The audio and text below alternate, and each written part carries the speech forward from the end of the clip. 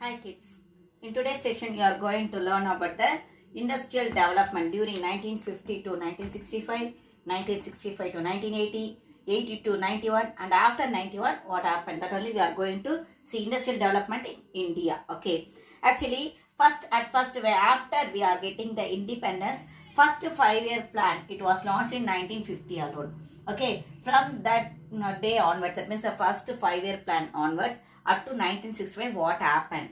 Actually they were very keen only in the producing the consumer goods alone. Okay, not the capital goods, because at that moment we are not had that much technical. There is the lack of the technical facility in our India. So what we did, we want to show our interest only in the consumer goods. Consumer goods means to eradicate the poverty. For eradicating the poverty, what are the things we need? We need the food. Basic need is a food. That means they showed the country, they showed the interest in the agriculture. Okay, to eradicate the poverty, they showed the interest in the agriculture. They want to develop only the agriculture at that moment. And also we are not had that much technical facility in our country to produce the capital goods. Capital goods means machines and all comes under the capital goods. But for the economical development, we need the capital goods alone. They also planned so many times to give the capital, to produce the capital goods, but there is lack of the capital goods. Okay, that means we are not had that much money, enormous money we are not had. So it was very lack. After 1965 to 1980, what they did, during that period, we had the money. That means in this 15 years what we did, we got that money. That means that development, it was there, something development was there. So with the development, they showed the interest on the capital goods. And also what they did, they neglected the consumer goods during 1965 to 1980. In 1950 to 1965, they showed interest only on the consumer goods. Okay, only on the what? Consumer goods alone, they showed that much interest. But here, they showed the interest on the capital goods. They neglected the consumer goods. That means they are not showed that much interest on the agriculture during 65 to 1980. Actually, consumer goods, it is the backbone of the rural economy. Consumer goods means what I said, agriculture. Consumer goods means what I said, agriculture. Agriculture, it is the backbone of the rural economy that we know very well. When they neglected the consumer goods, the rural economy, it goes on down alone. Okay, they went on down alone. That means the fall in the growth rate of the industrial production also. Because when there is a lack of agriculture, definitely agro-based industries, they can't able to get any raw materials.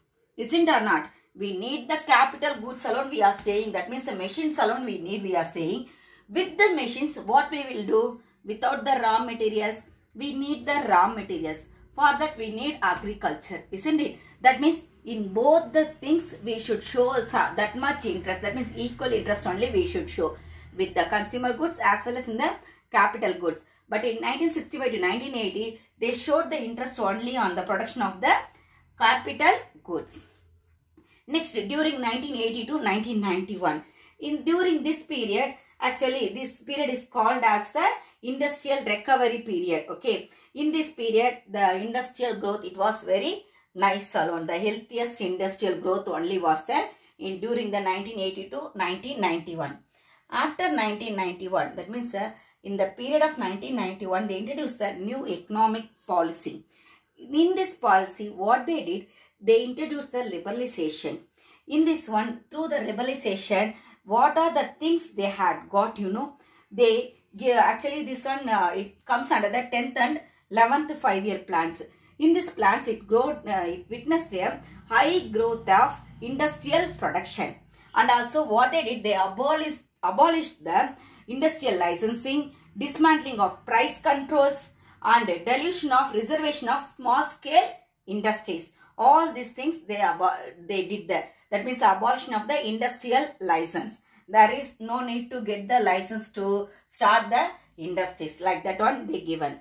And dismantling of the price controls, dilution of the reservation of small scale industries, like these things they given. And also this new economic policy, it introduced as well as it welcomed the foreign investments. The new economic policy, it introduced the foreign investment. Okay, not only introduced, actually it welcomed the foreign investment. That means the other countries, they invested in our country after 1991 through the new economic policy. That means the other countries, the neighboring countries, also we may say the other world countries like USA, Western Asia countries, and other than our countries, that means European countries, all the countries, what they did, they invested in our country. Okay, all the multinational corporations we are saying, isn't it, MNCs, everything, this and all, foreign investment alone. Okay, next we will move on to the modernization. Nowadays, India having the large variety of industries. Okay, actually modernization of industry only we are going to check here. Okay, nowadays you know very well that the variety of industries in our country, we are giving the variety of productions also we are giving in our country. Some modern industries also grown in India as well as in the outside India also. And these are competitive to the world level. All the industries, these are competitive to the world level.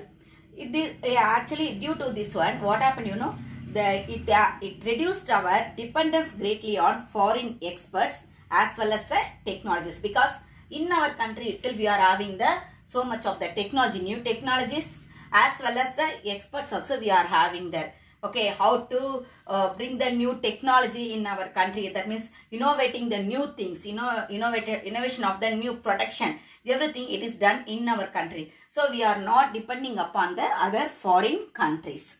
And also India, it is exporting trained personnel to relatively less developed countries. That means the trainee people. That means from our country, we are sending the people to the other country, less developed countries, to give the training to that people. The information technology, it includes the computer and communication technology along with the software. Along with three sector models, primary, we know already three sector models is the primary, secondary and tertiary, isn't it? This one is known as the three sector model. Along with this one, also it included as the fourth sector. This also included as the fourth sector. This one, information technology, we are saying as a fourth sector, because everybody they know only these three sectors. What are they? Primary, secondary and tertiary. These three alone everybody knows, but nowadays the information technology, this one added as a fourth sector. Okay. The knowledge economy depicts the automation of labor intensive manufacturing and service activities also. As well as what they are doing, they are giving the growth in the new service industries such as healthcare, distance education, software production and multimedia entertainment. Everything is done through the information technology. Next, you should know about the self-reliance. And the next one is the self-reliance. This one is a positive aspect of the industrial growth to attainment of the goal of self-reliance. It is the positive aspect along the self-reliance is. We have achieved self-reliance in machinery, plant and other equipment. Self-reliance means we ourselves giving the production. That is known as the self-reliance. Okay.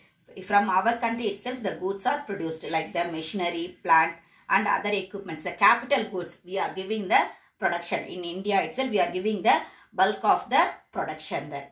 The bulk of the equipment required for the industrial and infrastructural development is produced within the country alone. Within our country, we are not importing from other countries.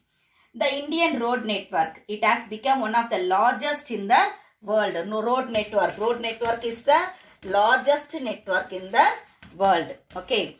Government efforts led to the expansion of the network of national highways, state highways, as well as major district roads, which in turn has directly contributed to the industrial growth. The roadways only that means it is playing the vital role in the industrial growth. India needs power to drive its growth engine. We need the power, isn't it? Energy. That means electricity. What we are saying is electricity that we need. That also it is produced in our country itself. You know very well about the hydroelectricity power, solar energy, atomic power, everything we know, isn't it? Everything it is giving the production within our country alone. India it is emerged as the third largest producer of electricity in Asia. Third largest producer of in Asia. Asia level only I am saying, okay. In Asian continent, we are the third largest producer of electricity. Thank you, kids.